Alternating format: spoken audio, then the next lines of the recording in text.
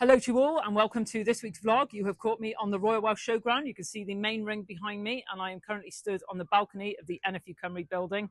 It has been an absolutely fantastic week. It's been great to welcome members onto the stand and there's been a very positive vibe despite the fact that the weather continues to be a challenge. We have actually had a drought announced today for parts of Wales, which is good that this has been acknowledged. In terms of the feedback, we've great feedback from members about the seminars that we've had here, including from the First Minister and the Cabinet Minister, where they've talked about their ambitions for Welsh agriculture, including touching on those important announcements they made at the start of the week, particularly around securing that budget for the next few years for Welsh agriculture, something we've long since argued for.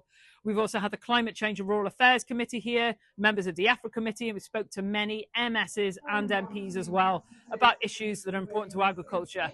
Other seminars we've held have covered rural crime, energy, and the volatility of inputs. We've had nearly 200 meetings, speaking to major retailers, banks, accreditors, regulators. We've had a school here, Save a Life Cymru. We've had members that have been participating in panels right across the showground. A huge thank you to all of those members, our office holders, our county chairs, and everybody who's helped us to participate with that.